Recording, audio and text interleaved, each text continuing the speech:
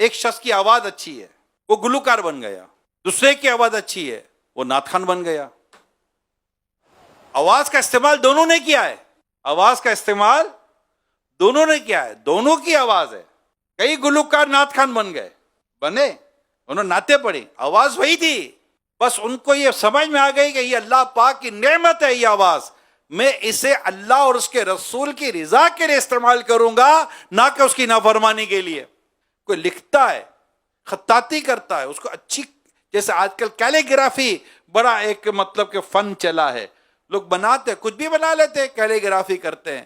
کوئی اس فن کو رب کی رضا کے کاموں کے لیے، اپنے رب کے نام کو لکھنے کے لیے استعمال کرتا ہے، خوبصورت انداز سے اللہ پاک کا نام لکھتا ہے، خوبصورت انداز سے پیارے مصطفیٰ کریم صلی اللہ علیہ وسلم کا نام لکھتا ہے، خوبصورت انداز سے صلی اللہ علیہ وآلہ وسلم لکھتا ہے، اللہ اور اس کے رسول کا نام لکھتا ہے، اور اچھی اچھی باتیں کوئی اپنی قلم کے ساتھ لکھتا ہے اور لکھا ہوا رکھتا ہے، انشاءاللہ اس کو ثواب ملے گا۔ اور کوئی اسی فن کو ایک ایسی جگہ یوٹیلائز کرتا ہے جو اس کے لیے شرعاً جائز نہیں تھا۔ میں اس کی مثالیں نہیں دینا چاہتا آپ کو، قلم اس کے پاس بھی تھی، قلم اس کے پاس بھی تھی، مگر اس نے اس دی ہوئی نعمت کو رب کی رضا کے کاموں میں، رب کی خوشی کے کاموں میں استعمال کیا، اور اس نے رب کی ناراضی کے کاموں میں استعمال کیا۔ یہی کسی کے پاس عہدہ ہوتا ہے، کسی کے پاس منصب ہوتا ہے، کسی کے پاس پاور ہوتا ہے، وہ اسی پاور کو، اسی منصب کو، اسی عہدے کو اللہ پاک کے رضا کے کاموں میں استعمال کرتا ہے، اور کوئی اس کے اگینسٹ استعمال کرتا ہے۔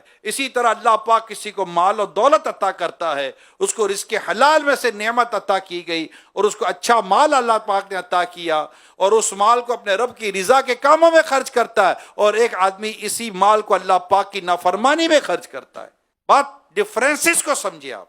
میں فرق کو واضح کر رہا ہوں۔ آنکھیں ہیں، کوئی گناہ کر کے آنکھوں والی نعمت کی ناشکری کر رہا ہے، گناہ کر کے، اور کوئی نیکی کر کے اس کا شکر ادا کر رہا ہے۔ تو نعمتوں کا شکر ادا کرنا اور اس بات کا ڈر رکھنا کہ قیامت کے حساب قریب ہے، مجھے قیامت کے دن کھڑا کیا جائے گا، مجھ سے پوچھا جائے گا بتا تم نے کیا کیا، میں کیا جواب دوں گا۔ ہم میں سے ہر ایک کو اپنے رب سے ڈرنا چاہیے۔ ثم لتسألن یومئذ عن النعیم، سورہ تکاثر کے اندر واضح ہوا، پھر تم سے تمہاری نعمتوں کے بارے میں سوال ہوگا، یعنی نعمتوں کے بارے میں پوچھا جائے گا۔ ہم اللہ پاک سے دنیا اور آخرت کی عافیت اور راحت کا سوال کرتے ہیں، مگر لوگوں ذرا سوچو، جو تم سے تمہاری نعمت کے بارے میں پوچھا جائے گا، تم اس وقت اپنے رب کی نعمت جو تمہیں اللہ نے عطا کی کیا جواب دو گے؟